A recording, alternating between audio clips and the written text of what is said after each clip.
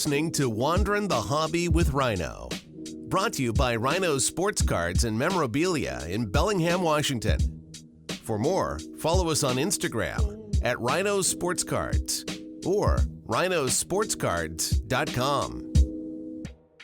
Welcome to Wanderin' the Hobby with Ryno. On this episode, we'll be talking to MMA promoter Joe DeRobbio of Coga Combat Games MMA. I'll also be joined by the Ryno's crew for some shop talk. Whether you are collecting cards or chasing championships, peak performance starts with Beta Life products.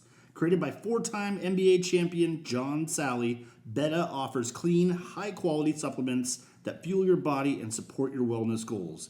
Vegan, cruelty-free, and loaded with all-natural ingredients, Beta is here to keep you at the top of your game. Ready to elevate your performance? Visit shopbetalife.com and use promo code RYNOS for free shipping on your first order. That's shop, B-E-T-T-A, life.com. Beta. Better eating today, tomorrow, and always. How's it going, everybody? This is Ryno from Ryno Sports Cards and Memorabilia up here in Bellingham, Washington. Today, we're incredibly excited. We are joined by Joe DeRobbio of Coga Combat Games MMA. He is a longtime MMA promoter in this area and puts on the Rumble at the Reef Show in Whatcom County at Silver Reef Casino on November 2nd. Without further ado, here's Joe DeRobbio of Coga Combat Games MMA. Joe, welcome to our podcast, man. I appreciate it. Right on, man. It's good to be here. I'm excited to be here. I've done some like Zoom meetings and stuff, but I've never really done an actual live podcast out into the matrix. So this is pretty cool. Yeah, it's new for us as well. I believe it's like our third episode, and we're excited. And we had to have you on, considering the Ryno team's going to be out there November 2nd. Rumble at the Reef. Rumble at the Reef. I said that a couple times correctly so far. Yeah. We're excited to go check it out. We had Josiah on the show already. We had Jaden Bundy on the show already. So it's gonna be a good time. We're gonna have the Ryno's team out there. So to kick it off, though, man, how long have you been doing the promoter? How long have you been promoting? I've been promoting since 2009. I started in 2009. I promoted my first show, but prior to that, I was just a referee. Oh, and a competitor. I'd competed in MMA, and I was in my 20s, just growing up and repping, and somehow that kind of parlayed into promoting. I knew a guy who knew a guy at Snoqualmie, and they came out and watched me referee, and he's like, the guy was a marketing director for Pepsi, and he sold Pepsi to Snoqualmie Casino, and he was like, yeah, I was just up there. It's a beautiful venue, and he had seen me refer. I don't know if you guys remember when the IFL came to town in like 2007. Yeah. So these conversations started in 2008. It was dumb luck, really. I was this guy's personal trainer at Gold's Gym. I was just hustling, grinding, training, reffing, and he saw me ref on the IFL, and then he had just toured Snoqualmie, and he's like, you should do MMA there. Not having ever done an MMA show in my life, and I'm like, yeah, I can do it. And he teed up a meeting via email, and he set it up, and that's a long story. I don't know how deep down the rabbit hole we want to go, but I met him and put the deal together. And I remember the guy was a big hockey player, and I was sitting down with him, and I pitched him this. It was like a third grade book report, a couple pieces of paper with a little vinyl cover and a back thing that holds it together, and very generic is my point. And I just talked to him about the history of MMA and Washington, and showed him a picture of me and Randy Couture, like we were buddies. And oh, nice. And that there was a huge history and a following and a fan base around here, and that we should do it at his venue. And long story short, he hit the table and he goes, all right, kid, I'm going to give you a shot. That's exactly what he said. This was like July or August, and he's like, my marketing director is going to get here in November, and then we'll look at January 9th, 2009. It's the slowest day of the year. That's what he said. Everybody's burnt out from Christmas and New Year's, but I'm going to give you the worst day of the year, and we'll see how you do. Yeah. Some trial by fire. Yeah. So, and that was it, man. We sold it out, and then I was Snoqualmie's Golden Goose for about 5 years. We did about 6 to 9 shows a year, did about 36 shows there. I picked up Swinomish in that cycle, did about 2-3 year run at Swin, did about 14, 15 shows there. Was working on Silver Reef all along. It took me 7 years to get to Silver Reef. But, that's how I got started. I was just a referee and a student of the sport and a hustler. And I knew a guy who knew a guy and pitched it. And, here I am 15 years later, and I'm still going. So I'm pretty proud of that. No, that's fantastic. So I've watched UFC, MMA in general just forever. I absolutely love it. Seeing the growth in like the Seattle market has been crazy. It's crazy to watch. From your side of it, what have you noticed and what have you seen like over all these years? Like wasn't it at one time there's like no elbows allowed in Seattle in MMA? I know. There's a variation of rule sets, and depending on how you're classified and different classifications of rules, different levels. Like when we started, it was like novice pancration. Pancration is a Greek word that means all powers fighting. It was one of the original Olympic sports, boxing, wrestling, and then boxing, wrestling, and everything combined. And so when we started and I was repping, you could do like open palm strikes, no elbows. Bass Rutten style. I like it. And there was like novice, and then there was just semi-pro, and then there was like pro. So, and then different promoters will do different things depending on where they are. But yeah, at some point there was no elbows back in the day. And right now, amateurs can just elbow to the body. They can't elbow to the face. Oh, okay. Got you. So, but what about like the acceptance though? Like throughout the state of Washington State where we're at right now, like the acceptance of MMA at Silver Reef and places like that. Have you seen like the positive upswing from it? Oh, it's definitely more mainstream now. Definitely post-COVID, when UFC was the only thing on the tube for a while. When we were in COVID, they were the only sport out there. So I think that event itself, the COVID UFC, kind of spawned a massive growth to the UFC. I don't even follow UFC like I used to. Back in the day, I'm like BJ Penn, Liddell, Couture, that generation when I really followed it. Now there's so many good fighters, I can't even follow them all.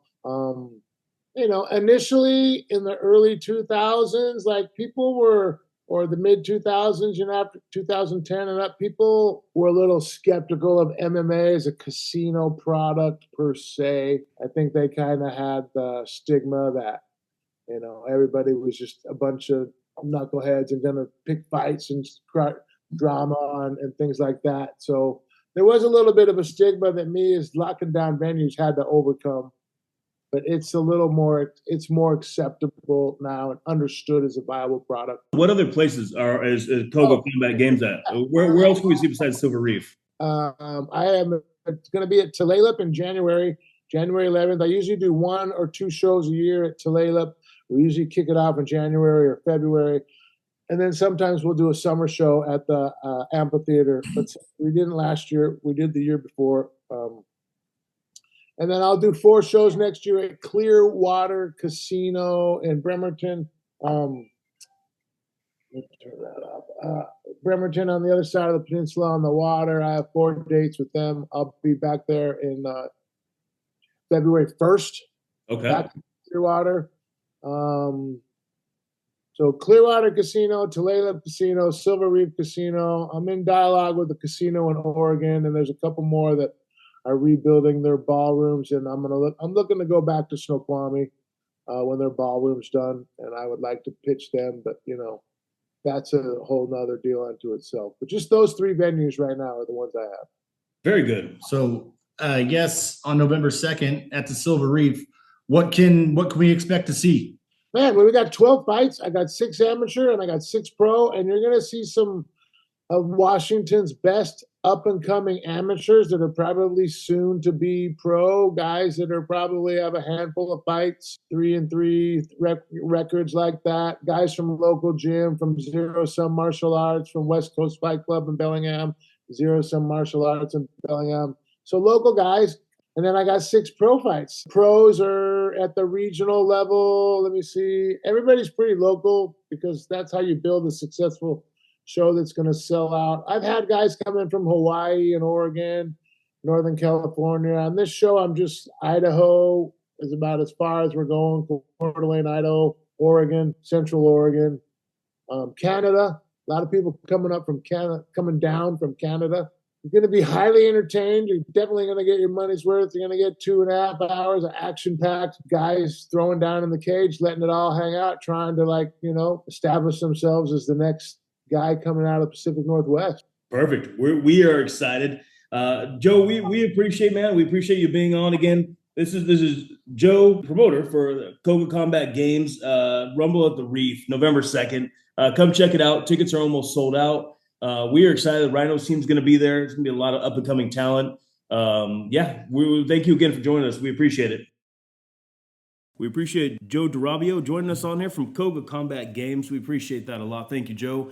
And now, guys, we have a special treat. Today's going to be Shop Talk with the Ryno's team. We have Brad, co-owner of Ryno's, and we have Bailey, almost part owner of Ryno's. Thank you guys for Shop steward. Shop steward. Yeah. Stud. Oh, stud. That was close. That was close. We almost had to flag that one. Aggressive. That was aggressive. Thank you, guys. We're excited. We're excited to get to do this together, right? We're excited to get to the Shop Talk together with this. We have a lot of stuff getting ready to happen. A lot of things are going to be going on. Brad, you and I just got back from Spokane doing a card show. We have some other card shows going on. We were talking about how amazing Spokane, man. Rest stops too there, amazing. I-90 is on point with the rest stops. On point. And trust me, I got the bladder of an 80-year-old, so I saw every one of those. It was great. Bailey was here hanging out at the shop, holding it down for us. So thank you, Bailey, for that. And next, guys, what do we have going on next? What's next for Ryno's? Big card show in November. Huge. Definitely. Got some dates for us? Dates for us, yeah. We have a front row card show November 16th and 17th. The Ryno's team's actually going to be down there hanging out. We have a 2-table booths. Make sure to come check us out. We have the premium location, right? So we're going to be by the front door hanging out with everybody.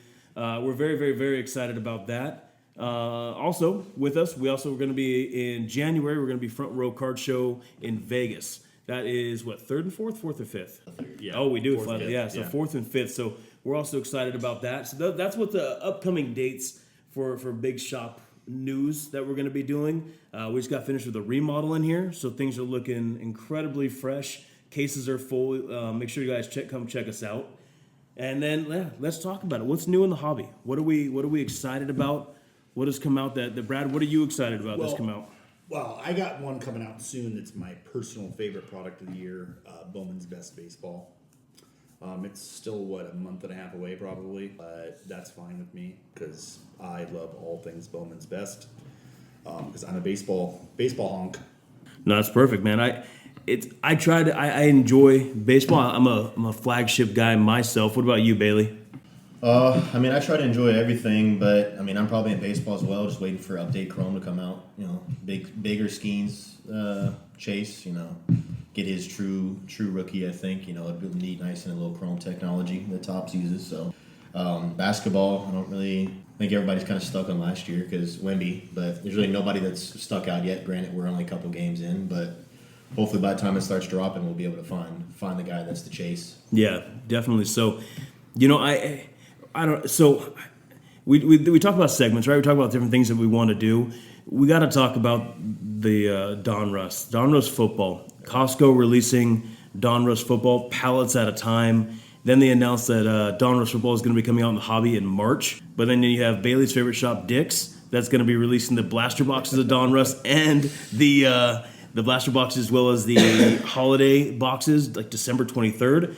It's interesting what Panini's doing. What's your take on it, Brad? I know where I stand. I think Panini's flooding the market with as much as they can possibly do it before they lose their licensing. It's 100%. Yeah. Make as much money as you can while you can make it. Screw whatever other avenues that hobby shops need product. Like to flood a base heavy product into retail spots before it releases in a hobby shop is just wild to me. Well, not only just retail spots, right? It's Costco. Yeah. It's a place where there's pallets at a time. So you can buy it online and in there. By the time we're able to get it and sell it, nobody's going to want a Donruss base rookie card because they've had it for 4 months. So yep. It's kind of wild that that's the avenue they're taking, but from a company that's going to be losing all of its licensing in the next 12 months, I guess it's not surprising. Yeah, no, that's true. And Donruss was one of my absolute favorites. That's one I looked forward to every year. Rated rookies are just iconic to me, so I always enjoyed opening those up. This year, though, it looks like they went very, very, very basic. I mean, adding a jumbo downtown in every single box kind of takes away the excitement and allure of pulling it downtown. Definitely so. But I mean, they also did it with Phoenix basketball too, right? I mean, they added Phoenix basketball, they added Panini Black basketball. They've added a couple different ones that are brand new to the hobby to try to capitalize before they lose their licensing. I think you should circle back to the whole downtown thing, because that was probably one of their biggest chases in all products. And to throw a downtown, even though it's an oversized, not the traditional downtown, but just the design on it to be in every box is just wild to me. Like, it makes no sense to take your essentially most iconic football card and put it in every single box for people, because it's just at that point, what are you chasing? Well, that's the thing I was just thinking about with it is then what's next? The absolute, and Jumbo jumbo kabooms, right? Kaboom in every box, baby. Like, yeah, and I mean I will be that sheep. I'll jump in there and buy a box because I want to see what that looks, right? So then what's stopping them with that, right? So that's one of the biggest issues that currently we see as like a card shop as well, is that we don't go out there and buy a bunch of retail trying to resell it in here like some of the breakers and flippers and stuff, do with that. And so for us, it's tough because we want to give all the product we possibly can to our customers. Donruss is a huge product. Huge product, right? I mean, Caleb Williams base, Jaden Daniels downtowns. That's awesome because currently right now those guys are in Leaf for their autos, right? So that's one of it. Was one of the sides with it, but that's enough rant about the Panini stuff. We're excited with a lot of the Topps products going to be coming out. We're going to be doing another trade night here coming on pretty soon. Through the holidays is usually obviously every shop picks up. For us during the holidays, this is going to be our second holidays, but we're actually more prepared for it this time. So 15 months into having Rynos. We are very excited for an open floor plan to welcome everybody in this year for the holidays.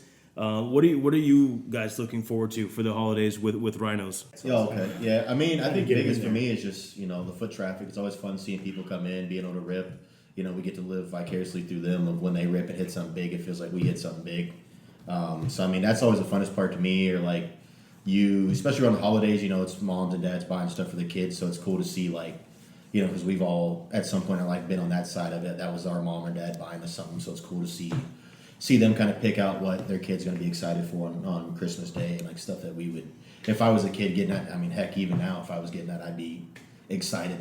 So it's just cool to see that, and have a relationship with people that come in and see the regulars come in, see new faces, see kind of what the wave of everybody wants is and how everybody's enjoying the hobby. So for me, at least. Yeah, absolutely. I think it's going to be a good time.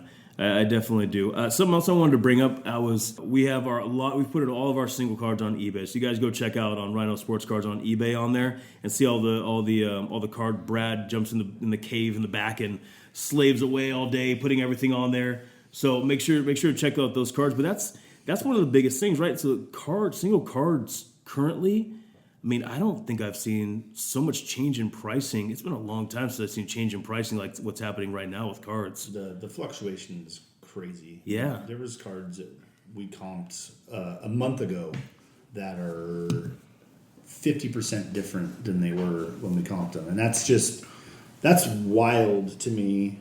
It shows how it's a kind of like a, just a now. Everything's now. It's not how we played this year. It's how did you play last night. Yeah. And that part of it is wild to me, because as a card shop, how do you combat that? Well, that's the thing, right? So we tell everybody when they come in, when we're talking about our singles, hey man, we don't own a museum. We have a card shop for collectors, but we don't go through and recomp every single day. There's too many cards to do that.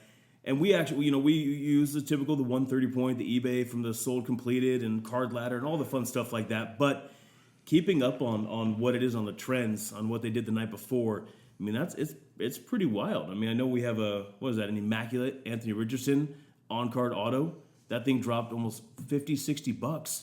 after with his injury. I mean, it's incredible. It was a borderline $300 card, and I'm getting offers for $180 now. Yeah, and it's like, wow, like just because guy got hurt again, missed a game, it's like, well, that's it, he's done. Yeah. Jaden Daniels rib injury. Yeah, his card's gone kind of stagnant, even though he's looking to be Rookie of the Year. This was last year. C.J. Stroud on the crazy path that man was on. And his cards were through the roof last year. Yeah. So it's, and I think a lot of it as well is that, the grading. People are grading everything again like they were during COVID. They're sending out a lot to be graded. We talked about it on a previous podcast, but the fact that like 9s go for less than a raw card. Yeah, we had the conversation with a customer in shop today about him saying like maybe a 9 would be okay. I said, yeah, let's look at the 9s. Showed him the comp on the 9, and the 9 was less than the raw card. Yeah. And there was multiple sales of that. What a weird time we're in right now for cards like that. Like a 9 out of 10 is an A grade in any type of grading system. But it's like not with cards. It's got to be razor perfect, or I don't want it. And one of the things I've been curious about is if that's has anything to do if grading companies have gotten a little bit more lax with handing out 10s. So like people think 9s are like there's something obviously very defective with the card. Yeah, could be. Like, well, that's what we look at on eBay, right? Like if you're selling it raw, a lot of people who are looking at it on eBay going, why are they selling that raw because they couldn't get a 10 with it? Or they broke it out of a slab. Or they uncracked, which unfortunately we've been hearing that go on a lot with that. People are doing 6s and 7s, cracking it, selling it raw. Yeah. Misleading with it, maybe can grade higher with it, right? So we've kind of hit that weird time in the market where we were actually talking about it at the show. Like, because we don't grade a lot in the shop. We do have a pre-grader that comes up here once a month, but we don't grade a lot of our singles. The customers grade those, but we buy a lot of graded cards from customers after they get them graded. And Brad and I were kind of chatting about it, like, do we need to carry just more ungraded cards and give people that opportunity to go grade it themselves? Is that the way the market is right now? I kind of feel like that's the way the market is. Well, I think you're 100% right. Like when you go to shows, graded cards are like currency. Yeah. Like, and in a shop, people want to buy a bargain that they can make money on, perhaps. Yeah, absolutely. Like, you go to a show, it's buy, sell, trade, like the stock market almost. And in a shop, a kid wants to, or dad and father and son or mother and son want to buy a card and get it graded. It comes back a 10. Oh, well, now that card I bought for $20 is now worth 70. Right. Well, I mean, for instance, right, the little guys that are here this morning, we sold the Max Muncy on-card auto. Yeah.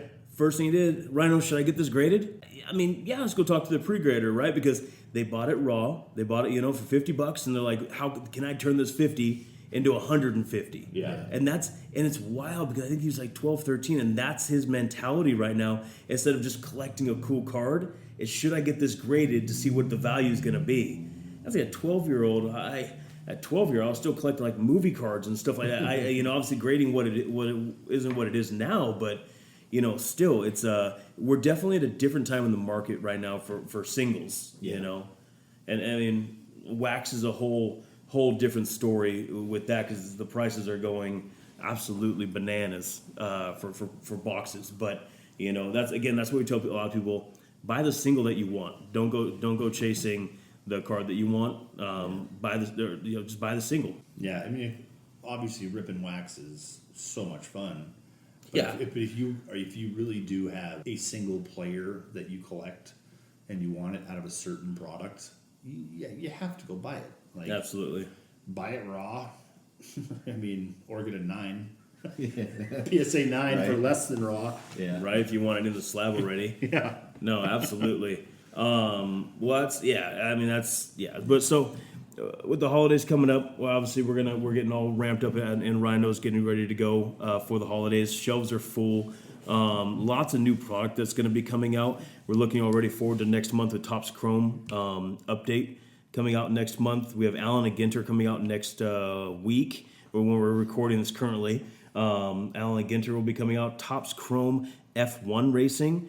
That's going to be a blast. We're getting a couple cases of each of those products, so we're going to be fully stocked up. We should be getting some of Brad's favorite, Bowman's Best, in stock as well for that. Yes, sir. Yeah, and that'll be pretty cool to see the Skeens hype and something like that as well. The Paul Skeens hype in there. Well, I appreciate it, guys. Anybody have anything else to throw in there for this one? No, man, it was a lot of fun. And Yeah. Thanks again to Joe. Yeah, Yeah, it was good to cool. hear, man. We're excited. It's November almost 2nd, baby. right. It's almost sold out over there. We've already knockouts. We've already tried to tell them, do we get to put the ponchos on next to the ring with the blood Squeegee. splatter zone? That's what we're hoping for. Gonna be able to go check out Josiah over there. Jaden's gonna be over there coaching up the team. We're hoping that on weigh-ins that we get to go in there, that the Rhinos team gets to go bounce around the cage a little bit and go hang out. So, but I'm excited. Do you want to throw some? I'm throwing a spinning elbow as soon as Let's I get in there. let's do this. Roll around on the mat. For Yeah, the right. boys. Well, definitely, I appreciate it, guys, so much. And again, everybody listening out there, please go check out rhinosportscards.com. Also, check us out on Ryno Sports Card on Instagram and TikTok. Thank you guys for listening. You're listening to Wanderin' the Hobby with Ryno. Brought to you by Ryno Sports Cards and Memorabilia in Bellingham, Washington.